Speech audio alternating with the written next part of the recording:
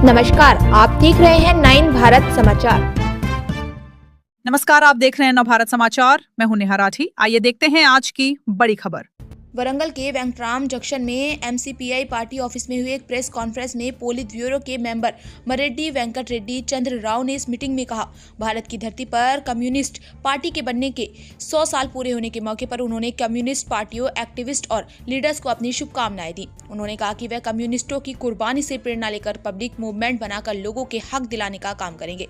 उन्होंने कहा कि सरकार कैपिटलिस्ट और कॉर्पोरेटर ताकतों को बढ़ावा दे रही है और इसी का हिस्सा है कि कम्युनिस्ट पार्टियों के नेतृत्व में किसान और मजदूर रूरल एम्प्लॉयमेंट गारंटी एक्ट को पाने के लिए कड़ी लड़ाई लड़ रहे हैं और जी राम जी एक्ट लाए हैं, जो एक बुरा काम है। उन्होंने मांग की है कि इस कानून को तुरंत रद्द किया जाए और रूरल एम्प्लॉयमेंट गारंटी स्कीम को फिर से लागू किया जाए और दिहाड़ी 500 रुपए ना की जाए और खेती से लेकर फसल बेचने तक सभी खेती के कामों को एक किया जाए। उन्होंने कहा कि किसानों की सरकार है और किसानों की कपास की फसल की खरीद में प्रति एकड़ सिर्फ 7 क्विंटल कपास खरीदने का नियम लागू होने से किसानों को बहुत नुकसान हो रहा। इसी तरह सीसीआई अधिकारियों द्वारा क्वालिटी स्टैंडर्ड्स के नाम पर कई किसानों की कपास की फसल खरीदने से मना करने के कारण बड़ी संख्या में किसानों को भारी नुकसान हो रहा, क्योंकि उन्हें सपोर्ट प्राइस नहीं मिल पा रहा और वे अपनी कपास की फसल बिचौलियों को बेच रहे। वहीं जिन जन्नी मिलर्स ने भी सभी फसल खरीदी थी, वे बेनामी किसानों के नाम पर सीसीआई को लौटा रहे हैं और उन पर करोड़ों रुपए की पेनल्टी लगा रहे हैं। वही मार्केटिंग अधिकारी ऐसे काम कर रहे हैं जैसे उन्होंने सरकार को तुरंत देखा ही ना हो। अगर पूरी फसल खरीदनी है तो खराब क्वालिटी की फसल का भी दाम 100 रुपए का कम किया जाना चाहिए और किसानों की फसल को कैटेगरी बी के तहत खरीदा जाना चाहिए ताकि किसानों को सपोर्ट मिल सके। అసలు మీరు ప్రజా వ్యతిరేక విధానాలు ఏమేమి చేశారో మేము అన్నీ కూడా చెప్తాము. అది ప్రత్యేక సెషన్ పెట్టమని కూడా చెప్పింది.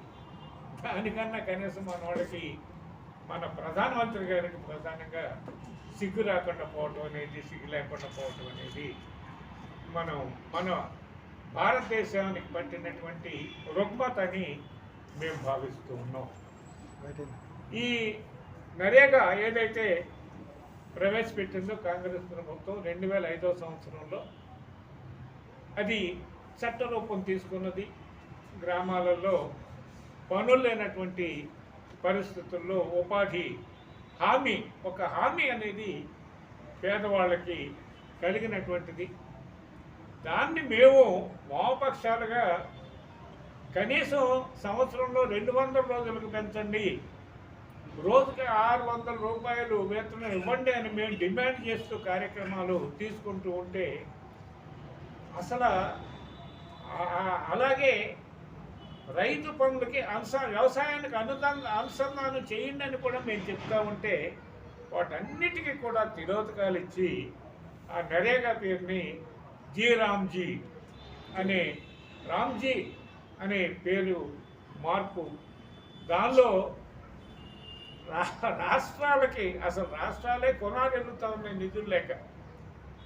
ఆ రాష్ట్రాల మీద ఆర్థిక భారాలు అంటే దాంతో ఏంటంటే మనకు తెలిసేటటువంటిది ఏంటంటే, దీన్ని నిర్వీర్యం చేయాలి. ఈ పథకాన్ని 90% కేంద్రం, 10% గ్రామాలు, రాష్ట్రాలు భరించేటటువంటి ఈ నరేగా స్కీమ్లో ఇప్పుడు 60% మాత్రమే కేంద్రం, 40% రాష్ట్రాలు భరించాలనే స్థితికి ఆ మార్పు చేయటం అనేది ఏదైతే ఉందో చాలా దుర్మార్గమైనటువంటిదని మా రాష్ట్ర కమిటీలో వీళ్ళు కూడా ఎంసీపీఐ చాలా స్పష్టంగా దాన్ని తీవ్రంగా ఖండించడం అనేది జరిగింది.